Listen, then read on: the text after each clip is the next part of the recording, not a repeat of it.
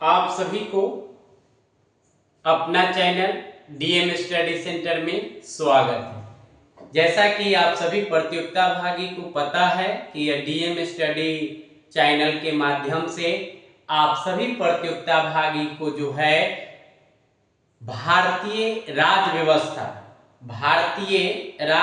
ध्यान दीजिएगा, भारतीय राज्य व्यवस्था का टॉपिक चल रहा है। भारतीय राज्य व्यवस्था में अभी तक हमने आपको 10 क्लास का वीडियो अपलोड कर चुके हैं। हर क्लास में आपको जो है बता दें कि एक एक टॉपिक को कवर किया गया है, उसको अच्छा से विश्लेषण किया गया है। तो जो पहली बार इस चैनल पे आए होंगे, जो अभी तक इस चैनल को सब्सक्राइब नहीं किए होंगे, उस चैनल को सब्सक्राइब, लाइक, शेयर कर देंगे। और वीडियो नंबर 1, वीडियो नंबर 2 आपको प्ले लिस्ट में जोड़ा हुआ है लिंक, आप वहां से देख लीजिएगा और एक एक वीडियो को आप अच्छे से सुन के समझिएगा, तभी फिर आपको आगे समझ में आएगा।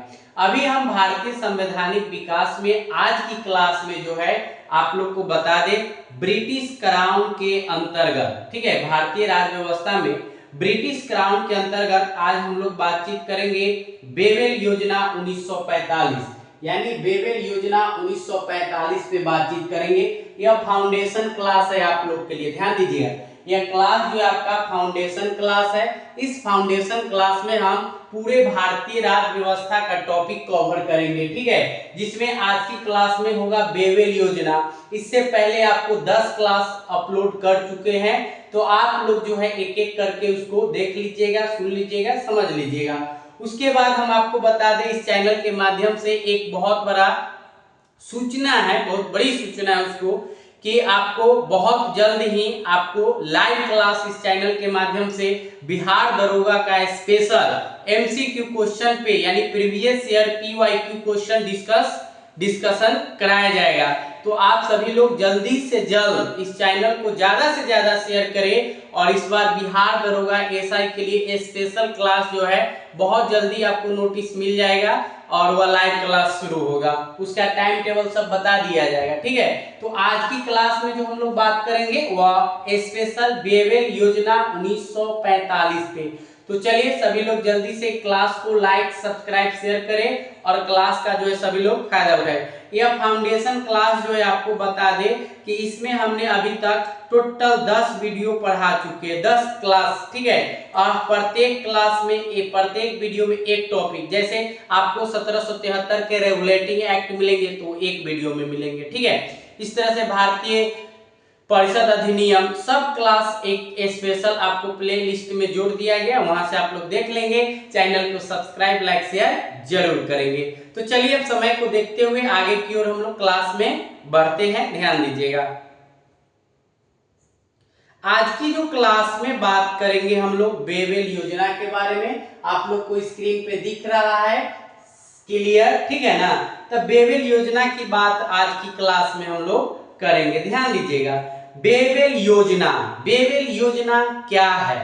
भारतीय राज्य व्यवस्था हम लोग पढ़ रहे हैं, तो आप बताइए बेवेल योजना है क्या, यह क्यों लाया गया, इसका क्या कारण है, यह बेवेल योजना सफल हुआ या विफल हुआ, वह क्या है, क्या ना, किस कारण से विफल हुआ, किस कारण से अगर सफलता हुआ तो किस कारण से हुआ, क्यों लाया गया, इस बेवेल योजना का क्या उद्देश्य है, ये सारे जानकारी आज की क्लास में हम लोग करेंगे। और यहाँ से क्वेश्चन जो है आपको पूछा भी गया है और सभी प्रतियोगिता परीक्षा में पूछा भी जाएगा, या आप बिहार पुलिस दे रहे हैं, बिहार दरोगा दे रहे हैं, या आप बिहार एसएससी दे रहे हैं, बिहार सीजीएल के एग्जाम दे रहे हैं, सभी एग्जाम में जो है यह बेवेल योजना से क्वेश्चन जो है आपको पूछा गया, ठीक है। तो चलिए ध्यान दीजिए बेवेल योजना के बारे में हम लोग ध्यान देंगे और बेवेल योजना के बारे में अच्छे से समझने की कोशिश भी करेंगे, है ना।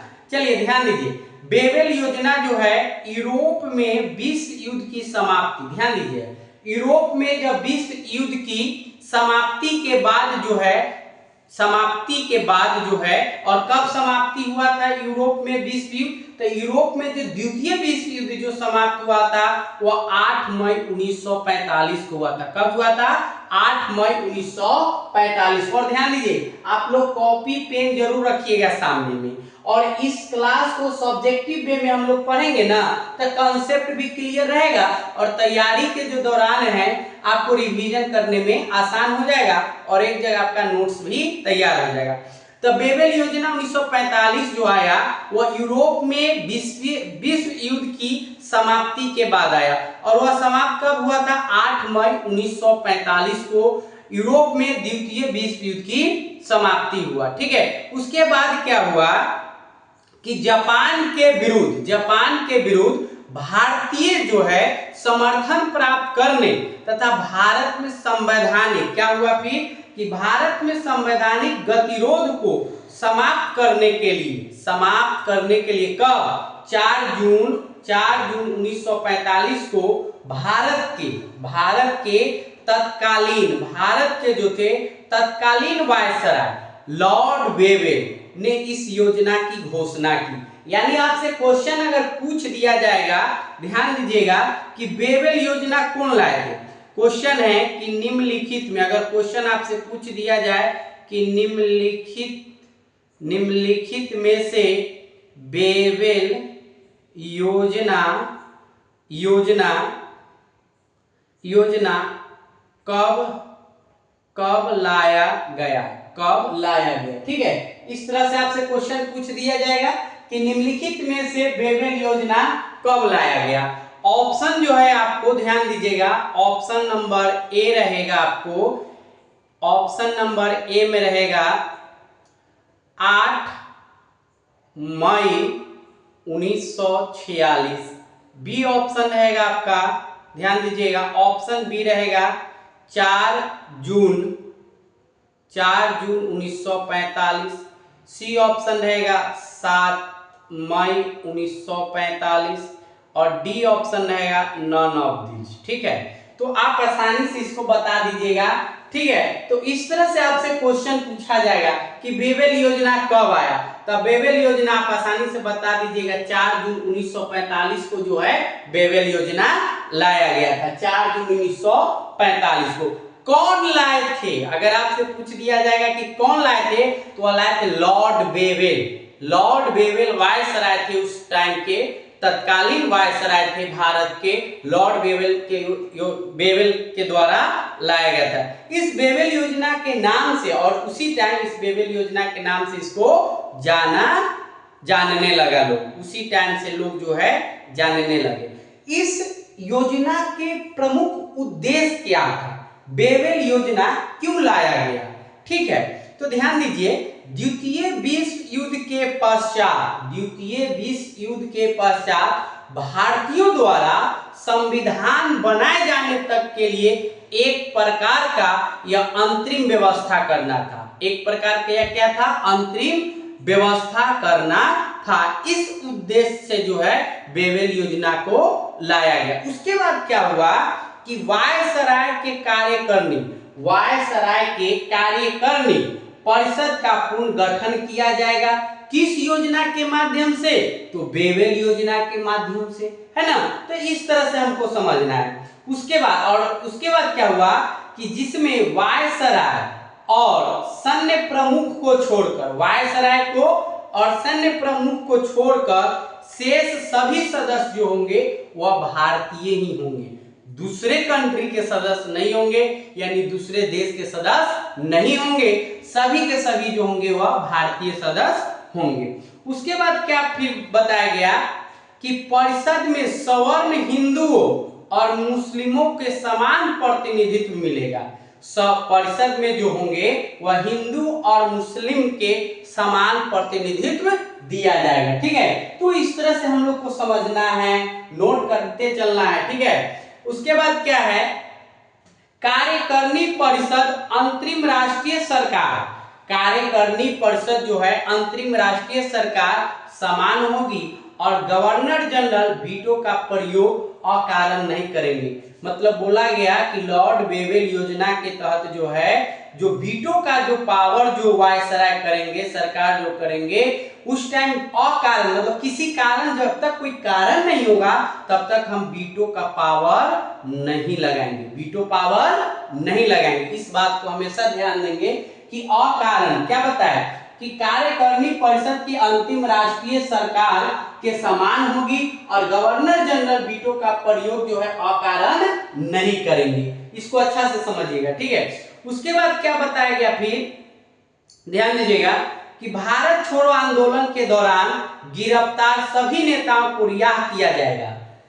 जो भारत छोड़ो जब आंदोलन हुआ था उस टाइम क्या हुआ कि जितना भी नेता जो थे जिसको गिरफ्तार किया गया था उस सबको क्या किया जाएगा, रिहा कर दिया जाएगा तथा शिमला में एक सर्वदलीय सम्मेलन को बुलाया जाएगा, ठीक है। शिमला में एक सर्वदलीय सम्मेलन को बुलाया जाएगा।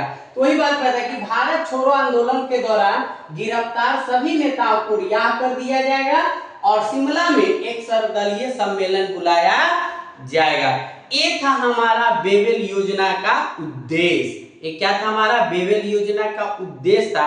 इन्हीं सब उद्देश्यों के कारण जो है वेवेल योजना 1945 में लाया गया। 4 जून 1945 को किसके द्वारा लाया गया था, तो वह उस समय के जो भारत के तत्कालीन वायसराय थे लॉर्ड वेवेल, उनके द्वारा जो है यह योजना लाया गया, ठीक है। उसके बाद वेवेल योजना के विफल का कारण, सबसे बड़ी बात ध्यान दें कि वेवेल योजना का विफल का क्या कारण था, उस बात को जानिए।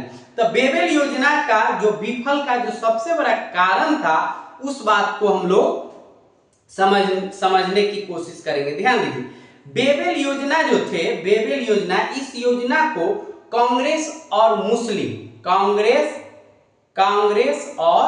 मुस्लिम लीग ने अस्वीकार कर दिया। यानी कांग्रेस जो है और मुस्लिम, मतलब वेवेल योजना का जो विफल का जो कारण हुआ, विफल का जो कारण है, ध्यान दीजिए, कांग्रेस और मुस्लिम लीग जो है इसको क्या कर दिया, अस्वीकार कर दिया, खारिज कर दिया, ठीक है, कि इसको हम एक्सेप्ट नहीं करते हैं। क्या कारण था जो एक्सेप्ट नहीं करते हैं, तो ध्यान दीजिए, इसमें क्या था, कांग्रेस का क्या था कि अखंड भारत के लिए आग्रह किया। इन्होंने जो है अखंड भारत के लिए आग्रह किया, जबकि मुस्लिम लीग जो है वह पाकिस्तान के लिए अपनी मांग पर अड़ी रही। मतलब क्या हुआ कि कांग्रेस जो है अखंड भारत के लिए और मुस्लिम लीग जो है वह पाकिस्तान की मांग के लिए उस बात को अडिक्ट हो गए कि हमें जो है पाकिस्तान चाहिए, और कांग्रेस जो है वो बोला हमें अखंड भारत चाहिए। इन कारणों से जो है यह दोनों जो है कांग्रेस और मुस्लिम लीग ने वेवेल योजना को क्या कर दिया, अस्वीकार कर दिया। और यही कारण से जो है वेवेल योजना, यही सब कारणों से विफल हो गया, यही सब कारणों से जो है वेवेल योजना विफल हो गया। तो पूछा जाएगा अगर इस तरह से क्वेश्चन, तो आप आसानी से पढ़ के इसको आप जवाब दे सकते हैं, समझ सकते हैं, जो हमने इस क्लास डीएम स्टडी चैनल के माध्यम से आप लोग को बताया। अब बता दें आपको, अगला क्लास HW के रूप में आप लोग नोट कर लेंगे। अगला क्लास जो है HW के रूप में आप लोग नोट कर लेंगे कि अगला क्लास आपको हम पढ़ाएंगे, ध्यान दीजिएगा, शिमला सम्मेलन। शिमला सम्मेलन जो होगा अगला क्लास, नोट कर लीजिए सब लोग, शिमला सम्मेलन। देखिए, जब भी क्लास करने के लिए आइएगा ना, तो आप मेरा एक बार पहला वीडियो जरूर देख लीजिएगा। एक के बाद एक जो है आपको नया कुछ देने का काम किया जा रहा है ये डीएम स्टडी चैनल के माध्यम से। अगर आपको किसी तरह की कोई भी त्रुटि लगे तो आप आसानी से इस चैनल के माध्यम से कमेंट्स बॉक्स में बताइए, अपनी सुझाव दीजिए, राय दीजिए और अपना सही दिशा, सही रणनीति इस डीएम स्टडी चैनल के माध्यम से अपनाइए और सफलता का मार्ग को पहचानिए। तो आज तक इतना ही, धन्यवाद। फिर मिलते हैं हम लोग शिमला सम्मेलन के साथ। धन्यवाद।